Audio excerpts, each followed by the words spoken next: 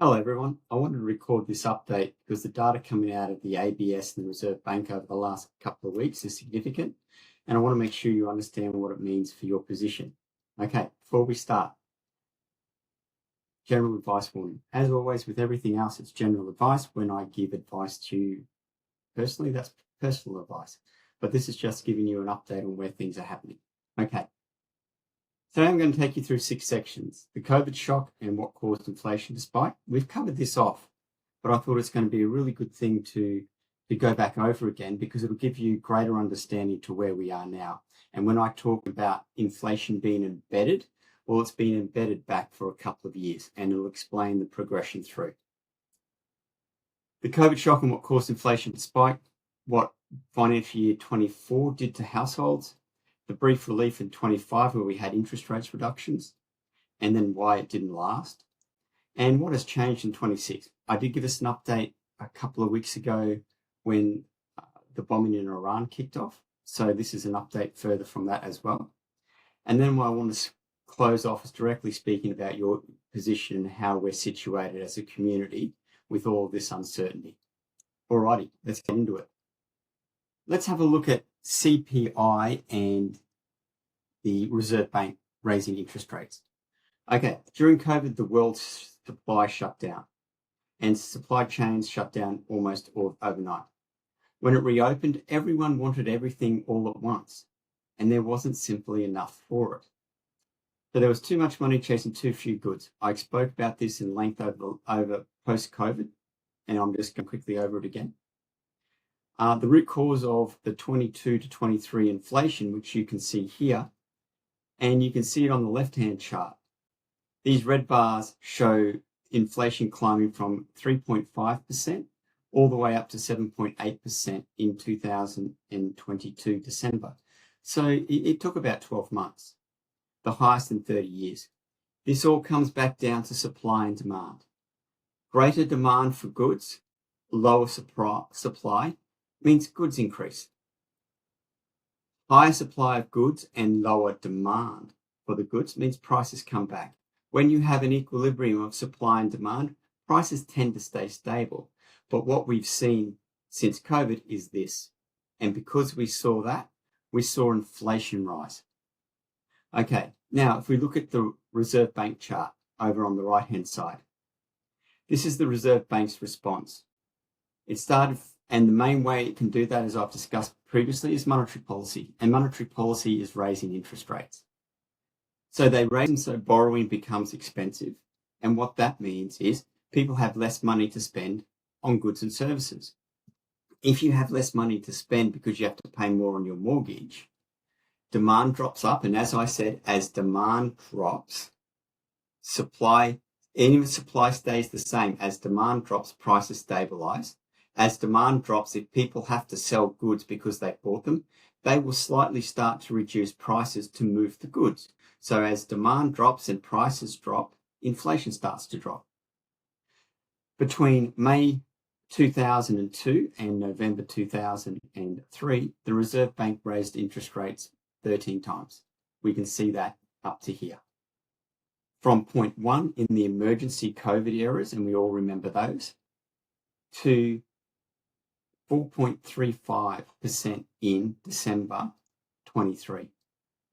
So that was an increase of 4.25% over about 18 months. You can see here that even though we had inflation rise, and then on the graph where we saw Reserve Bank starting to raise interest rates, there's always a time lag. I complained about this in our meetings. Inflation's rising, they raise interest rates to cool demand. If we don't see that demand cool, they continue to raise interest rates. And if you can cast back to how I was complaining in 2022 December, how Wood Street and Mackay was pumping because of Christmas parties, and I'm saying, you know, guys, you're just causing inflation to stay with us and you're causing your mortgages to be higher. No one listened. They had to keep raising interest rates to cool demand. So it takes time for interest rates to raise. It's called the lag effect. As interest rates peaked and started to come down, because we had to get it in the band of below 2 to 3% and keep it in between 2 or 3%, it takes time for that to kick in. So we've continued to raise rates all the way up to November 23. And if you look at November 23 on the annual inflation rate, well, it was somewhere around just over 4%. So inflation over that time frame had come down, but because of the lag effect, interest rates had to keep going up. What he should have done is gone quicker, harder, earlier, but he didn't, and we had to pay the price for that. Okay, so let's have a look at the impact on those of us who had mortgages. I also would say to people, interest rates are cheap, pay off debt. You pay more principal off because you pay less interest, so pay off debt. So you can see on a $600,000 mortgage in May 2002, it was about $2,200 to pay it off. A year and a half later, that was $3,500 to pay off. So the difference between here was roughly $1,300 per month. For the people who had a $600,000 mortgage, $1,300 per month out of your budget is a massive amount of money. And all that's doing is going to pay higher interest rates. It's not going out and spending anything. You actually have less money to spend. That's what reduces demand. Then we get through to August 25, where they've started to reduce rates. And then we've moved back to March 26, where they increased rates again. So February, March this year, they increased rates. They reduced rates over a period of time. We can see that $260 odd come back per month into people's cash flow. So that's what interest rates do. When you raise it, you take money out of people's cash flow. When you reduce it, you put money back into people's cash flow. So I'm going to explain about that a little bit later. What I want us to do now is have a look at household savings. Household savings is the amount of, I call it just in case money that you have. The bigger the buffer you have, the better the ability for you to wear the ups and downs of either market movements or inflation and interest rates going through. So let's have a look at it. This line, the dotted line, the long run average is just under 10%, right? So the long run average is that we have about 10%.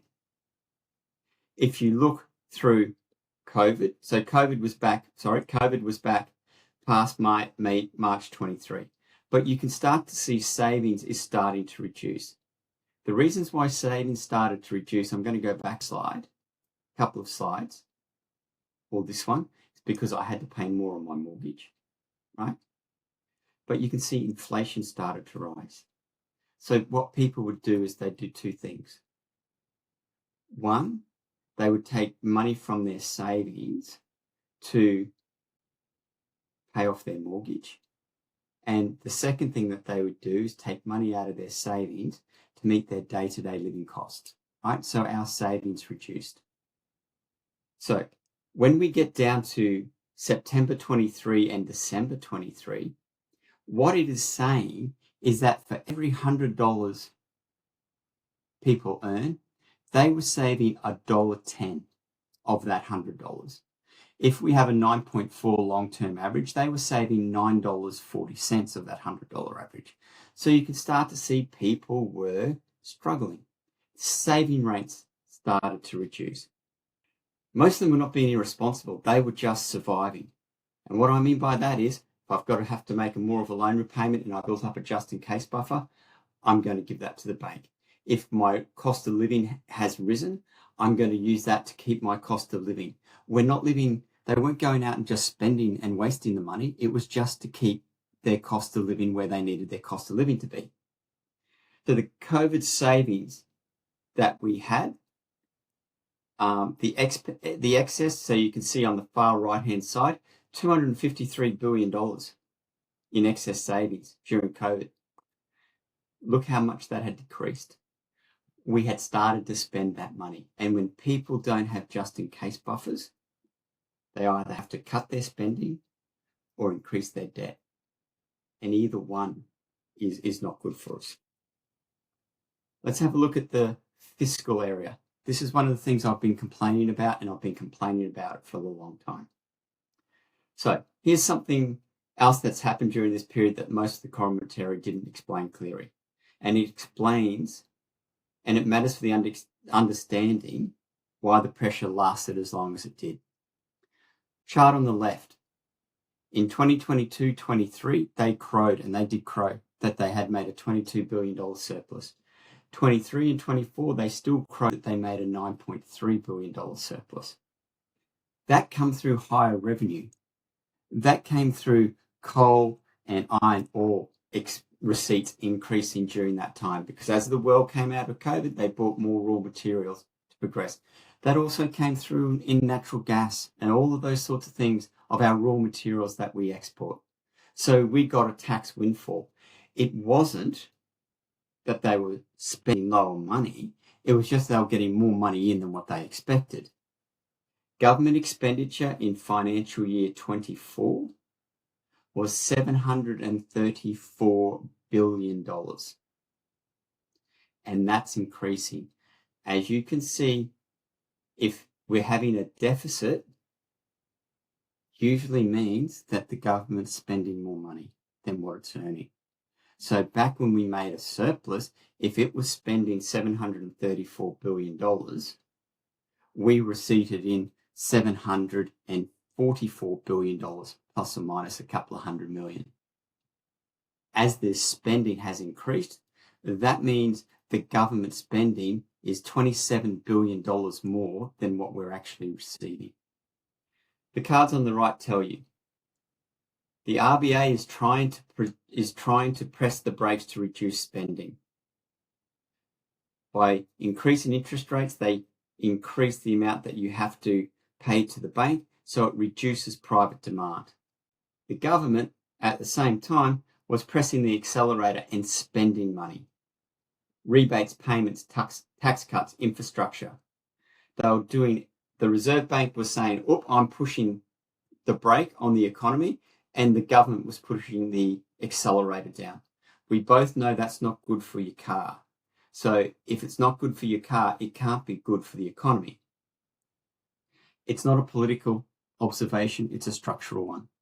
When those two forces work against each other, the person who absorbs the cost is the mortgage holder. Every single month. Okay? There's two ways that you can get inflation under control.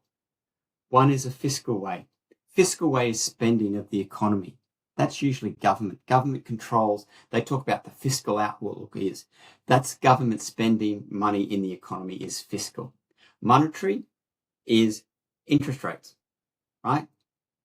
If you have the Reserve Bank raising interest rates, I'm going to go back a couple of slides. Over here, if you can see at the top where it peaked, and then in interest rates fell because we had inflation relatively under control, so they thought, and then interest rates rose again because inflation wasn't under control. So if you have the Reserve Bank raising interest rates to try to take demand out of the economy, and then you have a government putting more money into an economy, it is negating the effect of what the Reserve Bank's trying to do. It just won't work. To get inflation under control and to have lower interest rates, you need to be fiscally responsible, and you need the Reserve Bank to have a balanced monetary policy. At this stage, we've got a tightening monetary policy, which means interest rates are going up, and we do not have fiscal responsibility. We have fiscal irresponsibility as we go. Okay, let's go back on. Let's have a look at the 3 rate cuts and then the rebate illusion as we go through. In February 25, the Reserve Bank finally cut rates. The first rate cut in 4 years. Rates peaked back in 23, and they kept it high so that we could actually try to start to get the inflation that had been embedded in our economy out of it. Keeping interest rates high means people have less money to spend because interest rates are higher. They've got to still put more money to their mortgage, right? That's why they did it. If people have less money to spend, that's awesome. We can actually keep them higher for longer. And then as we see inflation drop, we can reduce interest rates. And that's what you see here. They've reduced it 3 times. February, May, and August 25th. For a $600,000 mortgage holder, that was roughly $260 a month in relief. Real and meaningful after years of pressure. However, by March 26th, that $260 had disappeared and had increased by $170 per month. If you look at the gold CPI line, in June 25, inflation was about 2.1%, within the Reserve Bank's range of between 2% and 3%. It looked like the job was done. But here's what the numbers didn't reflect. The government was paying energy bill rebates to Australian households. Those rebates were suppressing the electricity component of the CBA. And when they expired in late 25, you see this on the right-hand side, so that in the red, the rebates expired. Electricity costs jumped 23.6% annually.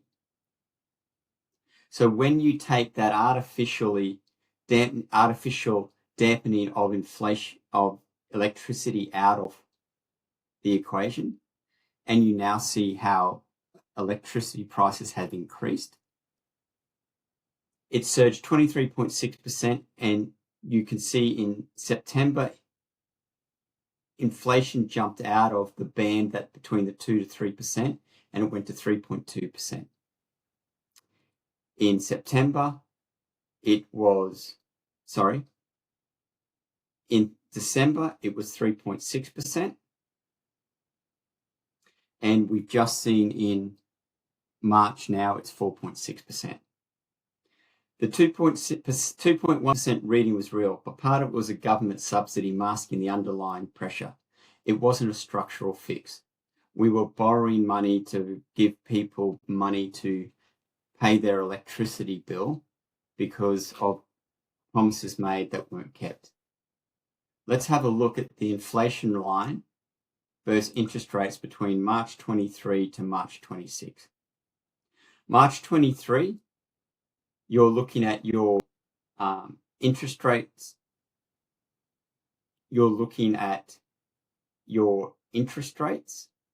You're looking at your interest rates on the left-hand side, and on the right-hand side, you're looking at CPI. So left-hand side's interest rates, right-hand side CPI. The chart shows the full picture. 3 years of inflation and interest rates together. The 4 phases across the top tell the story. Final hikes, long hold, a relief, and then we have over here where my little circle is, so I'll move that back away again, and that's hiding it, but this is interest rates increasing again. And that's the second shock. Entering 2026, the economy was in reasonable shape. Private investments had surged because interest rates had come down. The saving ratios had increased to 6.9%. Household confidence was returning. It generally looked like all the hard work was paying off. So all the suffering we went through with higher rates was actually starting to bear fruit. However, as discussed earlier, after the electricity rebates came off, inflation started to rise again. And we can see here in September, December, and March.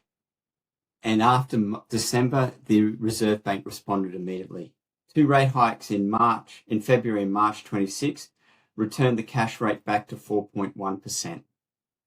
All 4 major banks are now forecasting a 3rd rate hike in May, which may return rates to 4.35%, which is the previous peak.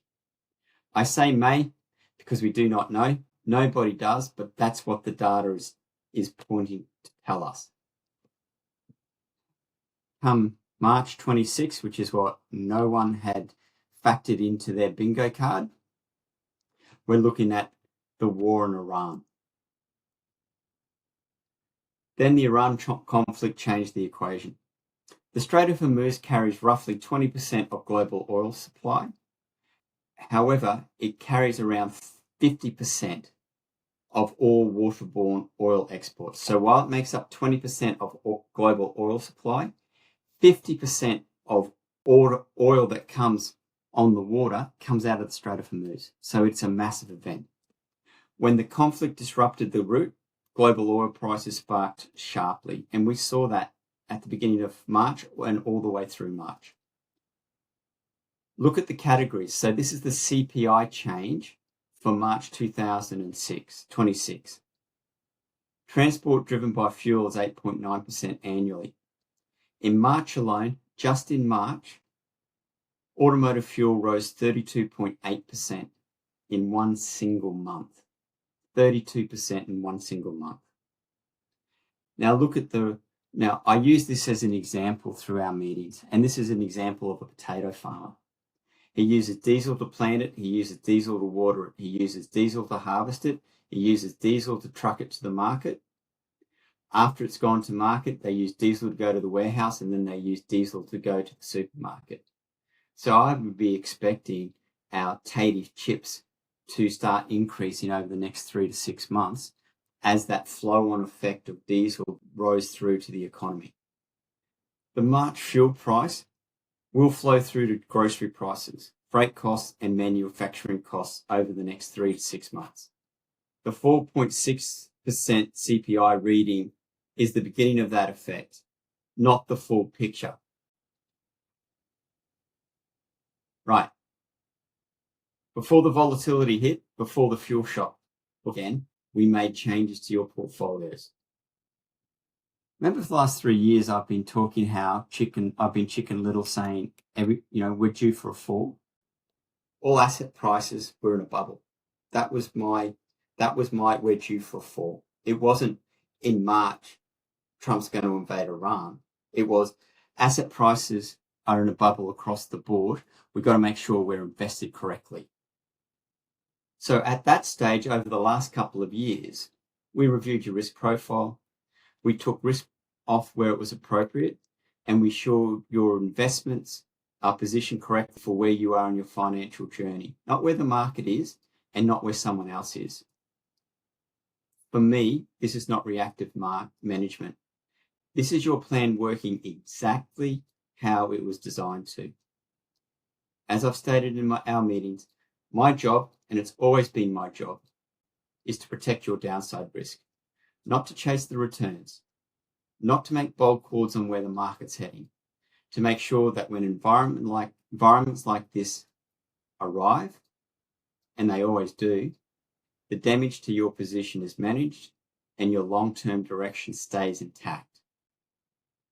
So when you see headlines about interest rate hikes, inflation back at 4.6%, fuel prices surging, I want you to feel one thing: not anxiety, but clarity. Because while the economy is doing what economies do, your position is being looked after.